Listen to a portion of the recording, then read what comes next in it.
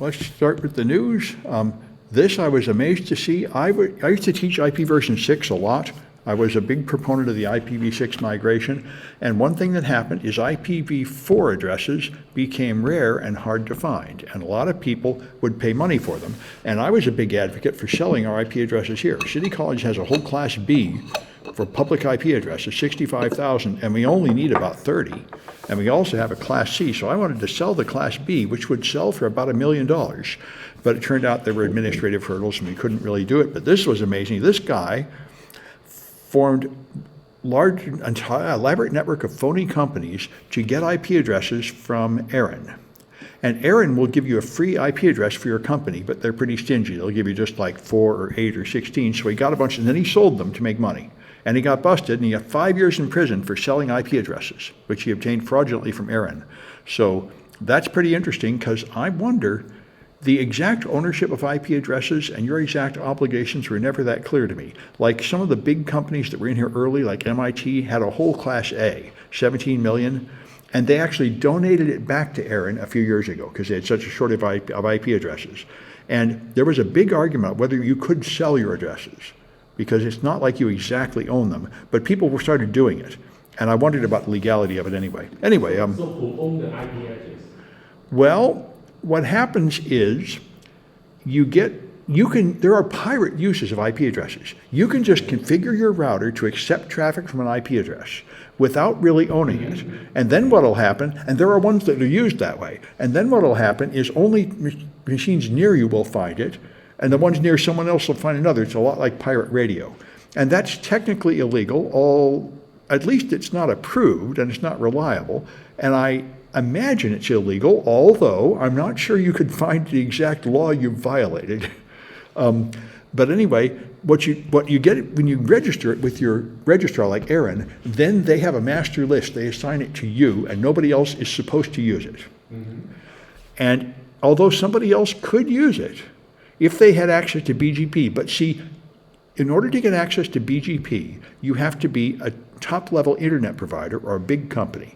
And there's just a club of the administrators there. And if anybody does something bad, like advertise pirate addresses, then they will kick you out of the club. This keeps happening. For example, Pakistan, about 10 years ago, somebody put a YouTube video insulting Mohammed. And so the religious leaders of Pakistan ordered, you must immediately take down YouTube. So they configured their router to throw away all the traffic going to the YouTube IP addresses, but they forgot to turn off the BGP advertisement. So they advertised a really short, fast route to YouTube, and they sucked up all the YouTube traffic from the world and threw it away. So YouTube went down, and for a few hours people were confused. The servers are up. Why can nobody see YouTube? Then they figured it out, and to punish them, they black-holed the entire country of Pakistan for a day. So they threw away all traffic in the world going there. So they vanished from the internet. And that's what they do. And you would like to think that there are rules and laws and authorities, and none of that exists. Any company that gets big enough can just participate in BGP, but then the community just sort of negotiates what to do. So you can't do too much abuse before somebody will get mad at you. And there are known bad actors, like the bulletproof hosts in Russia and a bunch of nasty Chinese hosts and stuff. There's various hosts out there that are known to do bad things. And there were various levels of sanctions people argue about. It's all very disorganized. This is one of the many reasons why people go before Congress and testify. They say, you're trusting really important things to the internet, like military things and medical things, and the internet is just really not that well designed or organized or administered. It's really just sort of like a bunch of hobbyists threw it together.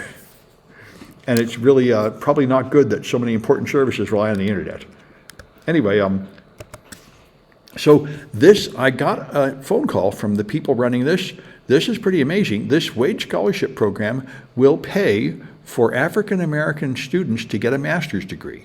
There are 2 ways to do it. One is you go to their school and they'll give you a $175,000 scholarship, and the other one is they'll pay for you to go to any of the top 30 schools, but you have to be an African American and have a bachelor's degree. So I mentioned if they're having great trouble finding American students to qualify for this. So right now 85% of their students are from Africa, which is one way to do it, but they would like to find the eligible Americans. So I mentioned it. if you might pass this on to anybody that is qualified. And the Belt and Road Initiative, I've been hearing about this for a long time, the Chinese program to help other countries do things like build power plants and dams and such, and apparently it's a disaster. At least that's what this Euronews site said. They say what happens is they're not actually giving gifts to other countries, they're giving them loans, and the loans are, they typically can't pay them, and when they give them relief, they don't forgive them, they just forgive some of the debt. They still have the debt piling up, and it turns out a lot of the projects were either never built. Like they talk about one country, there was a $3 billion project and $2 billion were just embezzled and only $1 billion of it was built. A lot of the projects are built badly, so the dams are cracking and falling apart and stuff like that. So apparently this thing is a pretty bad deal. This is part of why Sri Lanka went broke. I went to Sri Lanka a few years ago and they wanted me to come back, but the whole country went broke before I could get there. And this is part of why. Their whole government collapsed, their economy collapsed. I think it's been that way for about a year now. And so, That's not true. you don't think any of that's true? No, that's not true. The Belt and Road program that is set up 10% is responsible by the local government. And 45% is China's aid, foreign aid, that's free. And the other 45% is local country finance, supposed to be help pay for the expense. So no money goes to the hands. So you talk about corruption, that's not true. Well, I have no direct knowledge, of course. All I know is what they're reporting here. It's interesting to hear. No, the Sri Lanka, the trouble with Sri Lanka is China built the port supposed to go to, all the ports supposed to go to all the way to EU. Yeah. Europe, but then the Americans stopped the port building in Eastern Europe. So all the port, the ship cannot go to the rock anymore. So that's why the Sri Lanka, the business dry up, so they cannot pay for it. All right. Well, anyway, this one I found very interesting. It was only about 6 months ago that I found out that the United States had had many programs to assassinate foreign leaders. There are now 200 lists American attempts to kill foreign leaders on Wikipedia, and until recently, the U.S. government officially denied this, but this is a very nice article in Politico talking about the first one. Under Ike Eisenhower, this African leader came to Washington, they didn't like him, and they sent somebody to kill him, and they talk about how it all happened. It's very interesting, and that's why the corruption of the American government is. And in Wikipedia, there's like a list of like 200 American attempted assassinations, and one thing about them is they almost all failed. So one reason why they officially ended this in a couple of presidents ago, they said, not only is it immoral, but also it's terrible policy because it just never works. It is illegal, right? I think it's illegal. It ought to be illegal. It is illegal because But I'm not sure there's. Other country will do the same. So Well, yeah, but that's an interesting question. See, there isn't much in the way of international law. Like there isn't much in the time. I don't think it violates a U.S. law. it is. Well, now it might. Now that's what I don't know.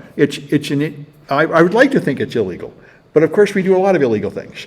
We have a CIA to do illegal things. Every country has a black ops group to do illegal things. No, because the government afraid other country will do the same. So Oh, I know. It's clearly a bad policy for that reason, because they will do the same. I agree. But we have been doing it. And anyway, it's interesting to read about. Here's another similar issue. There's been a lot of scientific studies being retracted, much more than before. And people wonder what's going on. And what's going on is they're beginning to catch them. They just haven't been catching them all along, they say. They said people have surveyed scientists privately and found that like 2% of them admit that they've falsified data in their publications. And so the total number of retractions has gone up to 0.1%.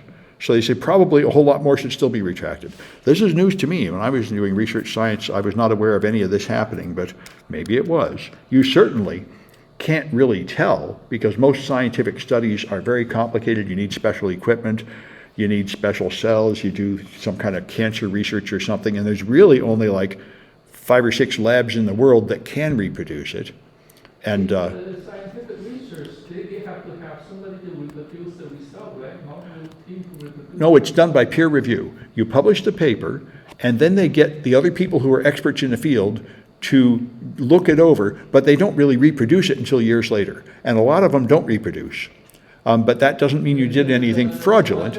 Not reproduce, later on they scrap those. Right, the ones that don't reproduce fail, but usually, when things don't reproduce, it never even occurred to any of us that they've been falsified.